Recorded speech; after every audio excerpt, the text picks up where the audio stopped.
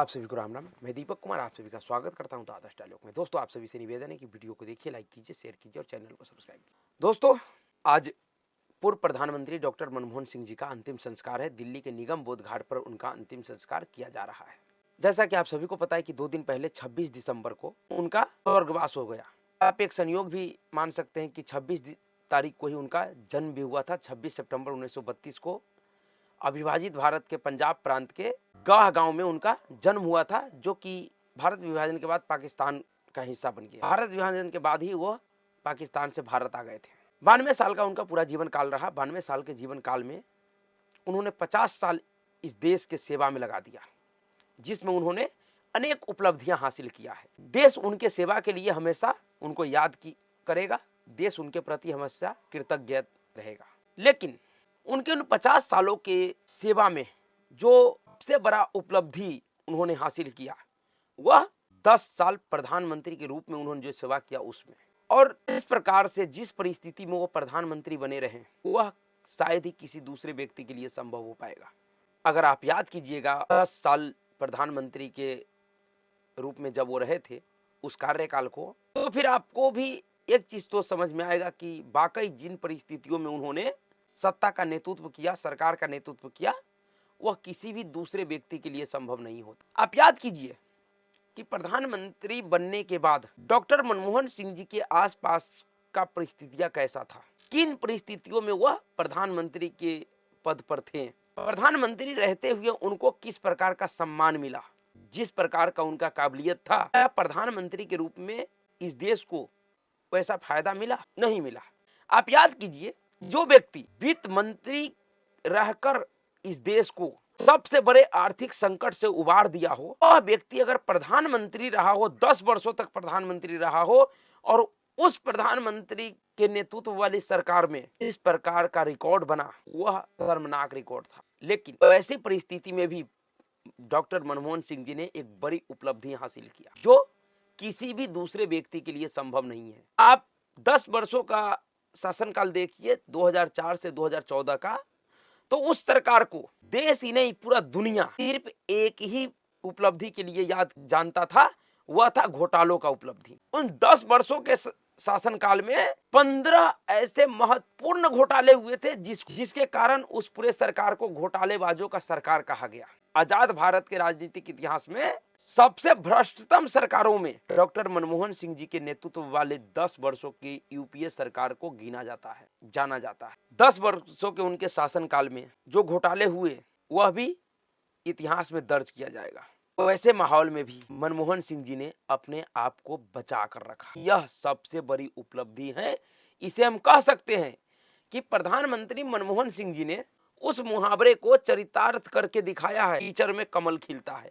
उसका अर्थ क्या है? कीचड़ का मतलब कि गंदी जगह। अगर इसको सामाजिक तौर पे लिया जाए, मानवतावाद में लिया जाए, तो यह कहा जा सकता है कि एक गंदे माहौल में भी रहकर अगर कोई इंसान अपने व्यक्तित्व को, अपने चरित्र को अगर बचा लेता है, वो निष्कलंक अपने जीवन को व्यतीत कर लेता है, तो उससे बड़ा उपलब्धि उस व्यक्ति के लिए कुछ भी नहीं है।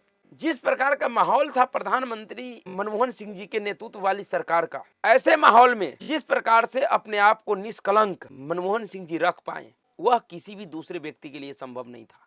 जिस समय उनके ही नाक के नीचे पूरा सरकार में जितने भी लोग शामिल थे, सभी लोग एक से बढ़कर एक घोटाला करने में लगा हुआ था, अपने अपने मंत्रालयों को लूटने में लगा हुआ था। वैसी परिस्थिति में भी प्रधानमंत्री के रूप में मनमोहन सिंह जी के ऊपर कोई भी ऐसा आरोप नहीं लग पाया और ना ही कोई लगा पाया।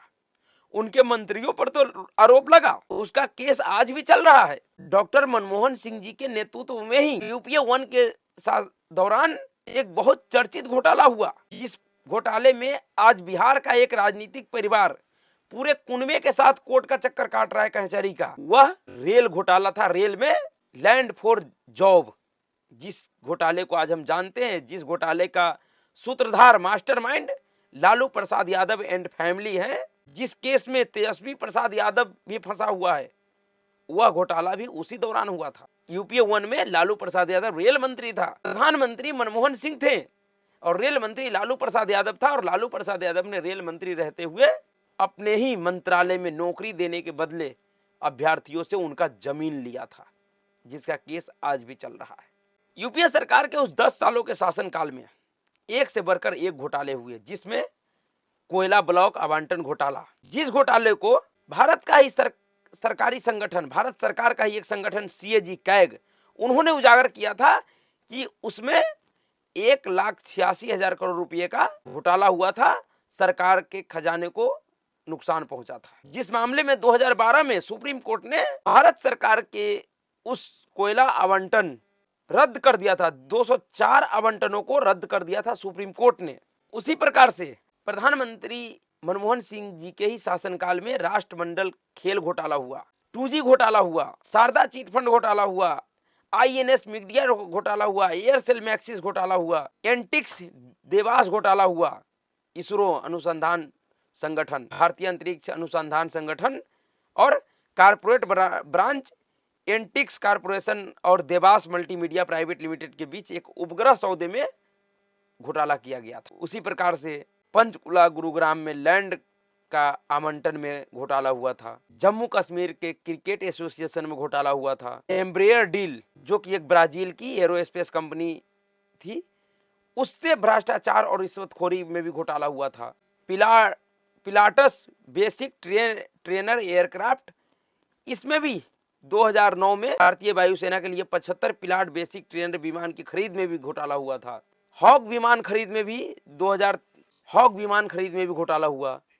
आदर्श हाउसिंग सोसाइटी घोटाला, अगस्ता वेस्टलैंड घोटाला। यानी कि मनमोहन सिंह जी जब तक प्रधानमंत्री रहे, यूपीए सरकार का नेतृत्व किया, उस पूरे सरकार का पहचान ही घोटालों से हुआ। ये सब वो घोटाला है जो बड़े लेवल का घोटाला है, जो सीधे सरकार और मंत्री से जुड़ा हुआ था, छोटे मोटे को छोड़ दीजिए। लेकिन इस समय मनमोहन सिंह जी के प्रधानमंत्री नेतृत्व काल में जो उनका मंत्रिमंडल था, उस मंत्रिमंडल में शामिल सभी लोग घोटाला कर रहा था, भ्रष्टाचार कर रहा था।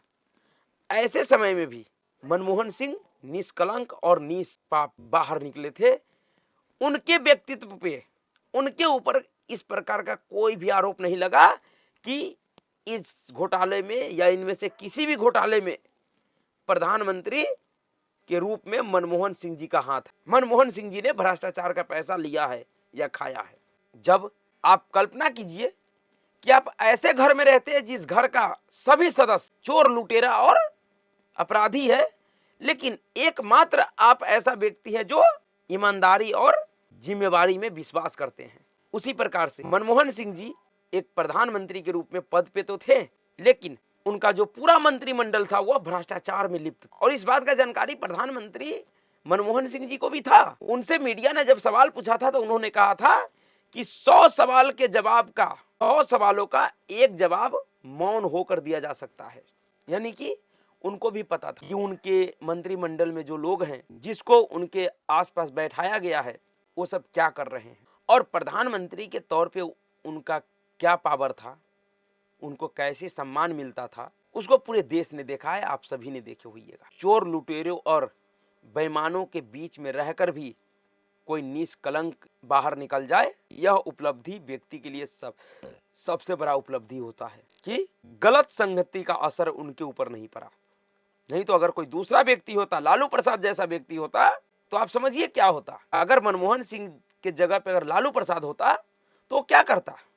जो लालू प्रसाद रेल मंत्री के तौर पे ग्रुप D, C में नौकरी पाने वाले लोगों से उनका जमीन छीन लिया, अगर वह मनमोहन सिंह के जगह प्रधानमंत्री होता तो समझिए वो किसका क्या क्या छीनता। लेकिन मनमोहन सिंह जी के ऊपर इस प्रकार का कोई आरोप नहीं लग पाया। इसीलिए मैं कह रहा हूं कि उनके राजनीतिक जीवन का, राजनीतिक कार्यकाल का सबसे बड़ा उपलब्धि यह है कि उनके ऊपर कोई धब्बा नहीं लग पाया, कोई आरोप नहीं लग पाया किसी भी प्रकार के भ्रष्टाचार का। जबकि उनका सरकार, जिस सरकार का उन्होंने नेतृत्व किया, उस सरकार का पहचान ही है सबसे भ्रष्टतम सरकारों में, सबसे करप्ट सरकार में। तो अभी के लिए इतना ही। अगर आपको वीडियो अच्छा लगा तो वीडियो को लाइक कीजिएगा, शेयर कीजिएगा और चैनल को सब्सक्राइब कीजिएगा। नमस्कार।